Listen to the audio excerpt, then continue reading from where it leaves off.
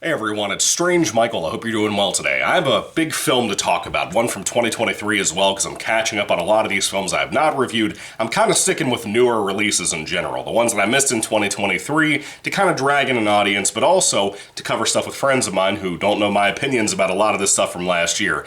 2023 was a bad year for movies, and even the best of that year, like this particular movie, weren't the highest standing films of all time in my personal opinion, weren't even the highest standing films a lot of the time in the last 10 years, depending on what we're talking about.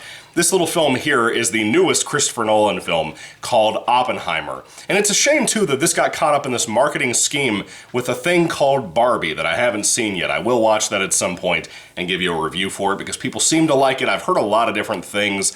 And I'm kind of feeling like it's going to suck ass, but I feel like it'll be worth trying to do some kind of review at some point, but that'll be a little ways off. Anyway, back to Oppenheimer. This 3-hour film follows Cillian Murphy in an amazing performance with a star-studded cast I'll get to in a moment that is focused around a man named J. Robert Oppenheimer. The Modern Prometheus is the book this is based on, in the true story that's based on. By the way, the film is also written by Christopher Nolan.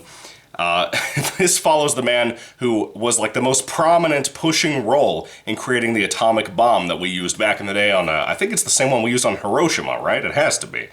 Anyway, 3-hour long film starring Cillian Murphy and probably the best performance he's ever given. I've been a fan of this guy since I was a kid and saw Red Eye. I think that was before Batman Begins. Love the guy. I think Cillian Murphy's amazing, but everything down to his gestures, his body language, his voice, all of it, you would never recognize the man. But let me go over to the rest of the cast here on this true story film and tell you all these names that you probably know. We have Dane DeHaan, who I hadn't seen in years, for example, and I love that guy. Emily Blunt, Matt Damon, Robert Downey Jr., Alden Ehrenreich, Han Solo himself, Scott Grimes, Jason Clarke, Kurt Kohler. So many people, dude. So many people. Kenneth Branagh is in this. I think that's pretty much everybody I see right now that I can just tell you the name and you'll know. But this film has so much put behind it, and to be a 3-hour long film, there are not many 3-hour long films I enjoy. Things like Ben-Hur. Ben-Hur is a masterpiece. The Greatest Story Ever Told, the Jesus movie, is absolutely wonderful with Max von Sydow playing Jesus there. There's not many 3-hour long films and epics, as I would call them, but this is not really an epic per se. It's an epic personal life story, but not so much an epic like a Ben-Hur action sequence or something involved in there too. Gladiator matches and everything. This movie has so much going for it. It's beautifully shot. The directing is wonderful for kind of a biopic, whatever you say to pronounce that.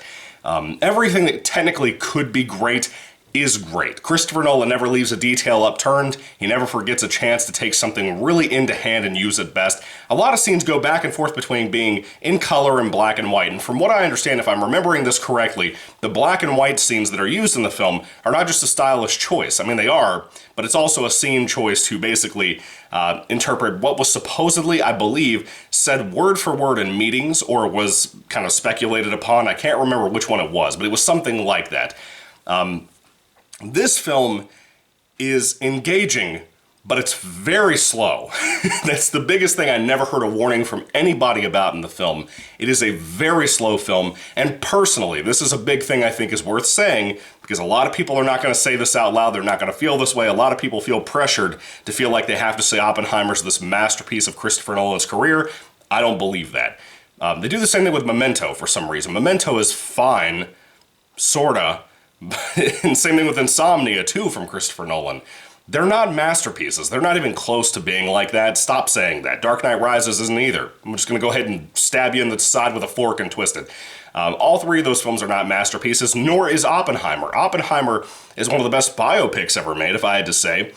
But I also have to say this.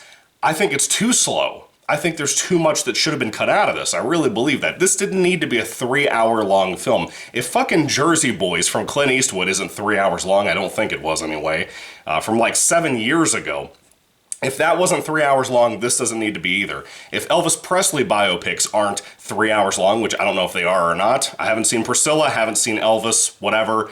Austin Butler looked great in the role though. I don't know if those are 3-hour long films, but they didn't need to be either. My personal opinion.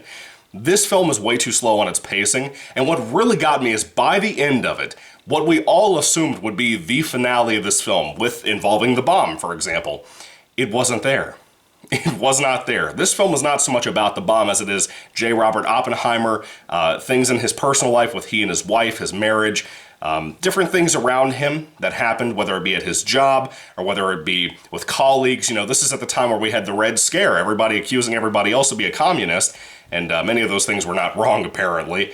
But the cast in here really made that come to life. And even the people who at first have an obligation to be against J. Robert Oppenheimer, who eventually have to be on his side, like Matt Damon's character, they're all really good. Everybody bringing such a great performance in every role they're in really brought this to life and made it fun to watch, to be honest with you.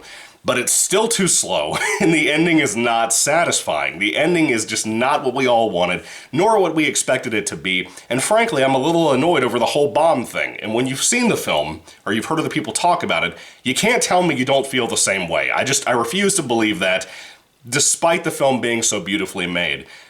There's not even really much CGI to it. Everybody talks about the practical effects. No, they blended in CGI with a lot of the effects that were in this. There are certain scenes that clearly have CGI where it's not just a practical effect. I don't care what anybody says. It's one of those Bram Stoker's Dracula from Francis Ford Coppola that everybody tries to say is nothing but practical effects, and you're fucking wrong. You're wrong. The same thing happened here. Anyway, the music is really beautiful here.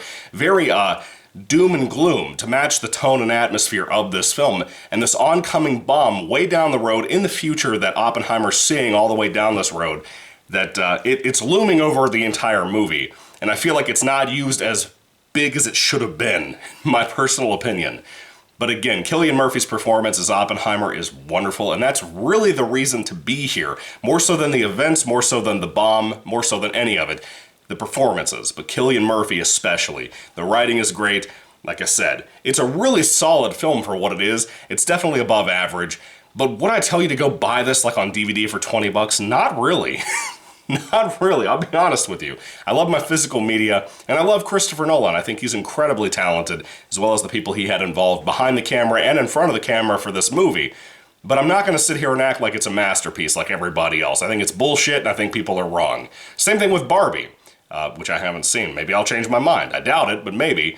But anyway, that is my opinion on Oppenheimer. Do I recommend it? Yeah, to the right person. If you love biopics or biopics, whatever, check it out. I really think you'll enjoy it for that respect, especially for the subject matter. But it really doesn't cover the big parts of the content we all went to see this movie for in the best possible way, in my opinion. I understand it's supposedly a taste thing, or it's supposedly out of respect, or whatever. Fuck respect. Don't make an Oppenheimer, H-bomb, atomic bomb, whatever movie without really covering the bomb more. I think that's obnoxious, despite it being a biopic. Anyway, if I had to rate Oppenheimer on a 5-star basis, again, I rate more on value of entertainment and rewatchability, and I'm already hearing the dude bros come out and say like, oh, this isn't as rewatchable as Inception, this isn't as rewatchable as Dark Knight or Batman Begins or anything like that. Yeah, that's where people like myself are coming from. I said the same thing probably about Dunkirk at some point. I just feel like people overrate things like Oppenheimer because Christopher Nolan's one of the last filmmakers out there who's still putting out really great, not IP-focused movies with incredible content, incredible performances, everything else that you would want in a movie in general.